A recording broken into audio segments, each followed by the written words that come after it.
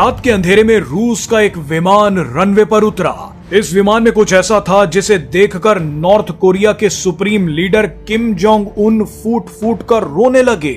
आपने Kim Jong को हमेशा अमेरिका और साउथ कोरिया जैसे देशों को धमकाते सुना होगा, मिसाइल टेस्ट करवाते देखा होगा, यहाँ तक कि खतरनाक तानाशाही आदेश देते सुना होगा, मगर पहली बार दुनिया ने किम जोंग उनको रोते हुए देखा है। रूस का ये विमान नॉर्थ कोरिया में लैंड हुआ और जैसे ही ये विमान रनवे पर उतरा तो किम जोंग उनके साथ साथ पूरी नॉर्थ कोरिया की सेना रोने लगी।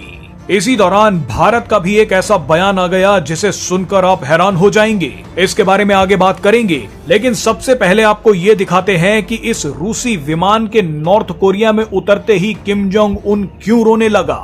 रूसी विमान में ऐसा क्या था जिसने बवाल मचा दिया। दरअसल इस विमान में नॉर्थ कोरिया के उन सैनिकों के शव थे जो यूक्रेन से लड़ते हुए मारे गए। आप जानते ही हैं कि किम जोंग उन ने पुतिन की मदद करने के लिए नॉर्थ कोरिया में अपने सैनिकों को यूक्रेन से लड़ने के लिए भेज दिया था। एक रिपोर्ट के मुताबिक नॉर्थ कोरिया अब तक अपने 12,000 सैनिकों को रूस भेज चुका है।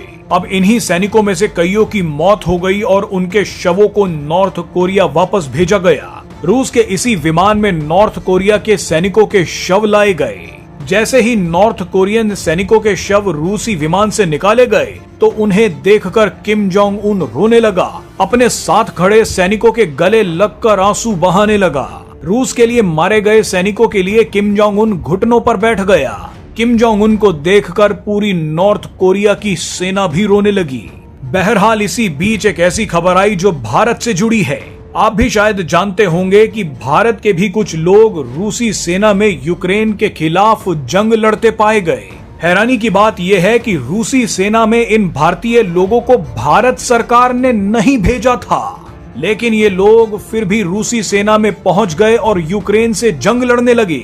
आपको बता दें कि इन भारतीय लोगों को कुछ एजेंट्स ने बेवकूफ बना दिया। इन्हें सपने दिखाए कि रूस में नौकरी के लिए भेजेंगे, वहां लाखों रुपए की सैलरी मिलेगी, लेकिन चुपचाप इन्हें रूसी सेना में भर्ती करवा दिया गया। इनके हाथों में बंदूक पकड़ा दी गई और यूक्रेन से लड़ने के लिए मैदान में उतार दिया गया।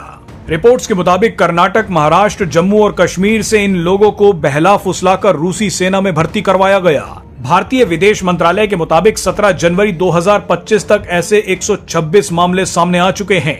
हालांकि इनमें से 96 लोग भारत वापस लौट चुके हैं, मगर अभी भी करीब 18 भारतीय लोग रूस की सेना की तरफ से यूक्रेन में जंग लड़ रहे हैं और 12 भारतीय लोग मारे जा चुके हैं।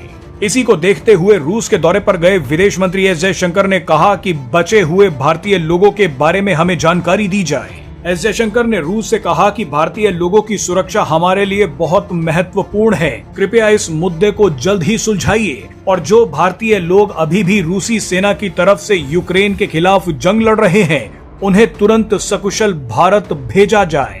हाल ही में सीबीआई ने 19 ऐसी एजेंसियों के खिलाफ केस दर्ज किया जो रूसी सेना में भारतीयों की भर्ती में भूमिका निभा रही थीं। इनमें से कई लोगों को अरेस्ट भी कर लिया गया है। आपको जानकारी के लिए बता दें कि रूसी सेना में इस वक्त श्रीलंका, पाकिस्तान, बांग्लादेश और नेपाल समेत कई देशों के नागरिक जंग लड़ रहे हैं। इन सभी को यूक्रेन के खिलाफ उतारा गया है। बहरहाल नॉर्थ कोरिया में किम जोंग उन ने अब एक और बड़ा ऐलान कर दिया है।